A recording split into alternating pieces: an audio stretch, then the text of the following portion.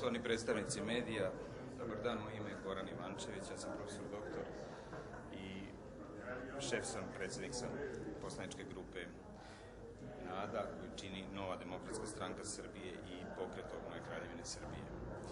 Mi smo za ovu sednicu, dakle za 24. sednicu Skupštine autonomne pokrajine Vojvodine predložili da se postojeći dnevni red dopuni tačkom dnevnog reda donošenje zaključka o hitnoj potrebi sagledavanja bezbednosnog stanja u predškolskim ustanovama, osnovnim i srednjim školama na teritoriji autonomne pokrajine Vojvodine nakon masovnog ubistva u osnovnoj školi Vladislav Ribnikar. Dakle, moram da kažem da ovo nije prvi predlog dnevnog reda koji je imao sličan naslov ovome. Mi smo i na prethodnoj sednici zahtevali da se dnevni red dopuni tačkom dnevnog reda u kojoj smo tražili da nam pokrajinska vlada dostavi izveštaj o nasilju u predškolskim ustanovama, osnovnim i srednjim školama na teritoriji autonomne pokrajine Vojvodine. Naravno, prethodna sednica je završena tako što, naravno, taj naš predlog nije usvojen, odbačen je, a kad je reč o ovoj sednici vidjet ćemo, mada moram reći da ono što je prethodilo, dakle sve one procesne radnje koje prethode usvajanju određene tačke dnevnog reda, govore nam u prilog da ni ovog puta većina, dakle u Skupštini autonomne pokrajine Vojvodine neće prihvatiti ovaj naš predlog, s obzirom na to da se u tim proceduralnim stvarima, dakle pokrajinska vlada apsolutno nije izjasnila o ovom našem predlogu, dakle postavila se potpuno ignorantski i samim tim ni nadležni odbori kojima sam ja prisustvovao i gde sam obrazlagao zbog čega mi smatramo da je veoma važno da se danas govori o ovoj tački dnevnog reda, dakle nisu mogli da postupaju iz tog razloga.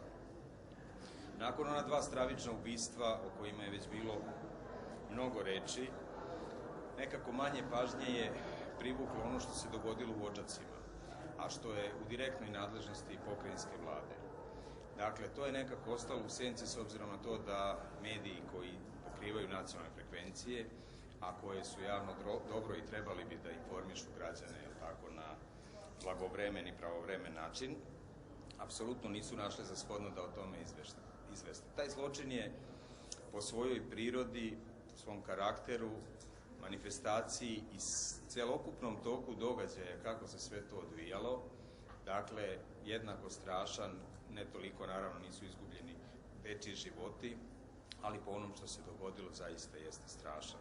Dakle, svesni smo činjenice da je na osnovu partijskog zapošljavanja u predškolsku ustanovu primljena potpuno nekompetentna osoba koja nije ispunjavala uslove konkursa.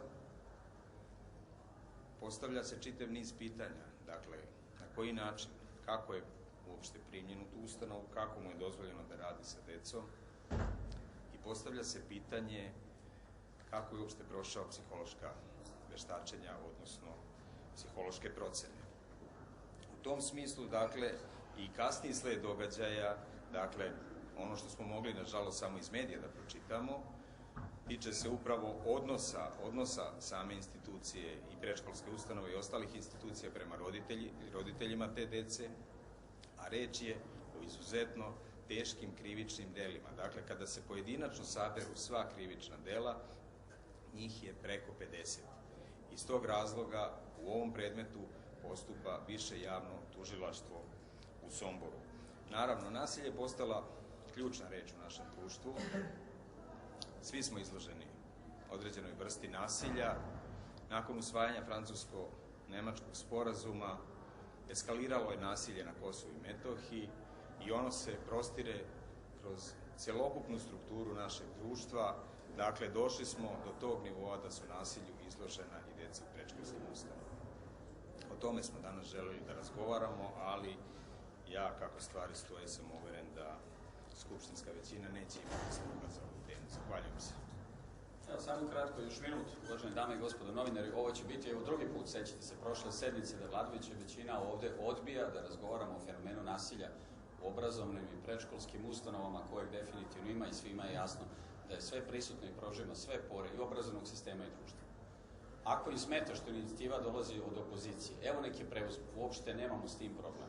Ono što je važnije jeste da li su deca bezbedna u školama i obdaništima, a ne da li njihova sujeta ne dozvoljava da takvu raspravu predlaže opozicija. Pa je li to problem? Koliko malo vode računa o ovom fenomenu i koliko malo brinu o njemu, govori činjenica da ako pogledate ovaj rebalans budžeta koji je danas pred nama, nijedan projekat ili program suzbijanja fenomena nasilja u školama niti se finansira, niti se analizira, niti se testira, ništa. Ponašaju se kao da se u Srbiji ništa ne dešava. Zabijaju glavu u pesak kao da su noje. Kako i na koji način misle da se sa ovako vrlo važnim događajima u našem društvu uopšte nose ako ne žele o njima ni da raspravljaju. Prošli put nismo dobili priliku ni da obrazložimo to kao tačku koju smo predložili da se uvrsti u dnevni red. Ovaj put ćemo vidjeti da li ćemo bar uspjeti tu prvu stepenicu da pređemo. Da li je moguće da njihova sujeta vladajuće većine je snažnija od opasnosti koju naša deca svakodnevno prolaze i trpe i koja su izložena u školama i predškolskim ustanovama? Hvala. Izvinite, samo jedan dodatak ću reći sad na kraju, a u vezi sa predloženom tačkom dnevnog reda. Dakle, ukoliko skupštinska većina ne bude prihvatila ovaj naš predlog, poslanička grupa NADA, DSS i POKS neće učestvovati u radu ove sednice. Hvala vam.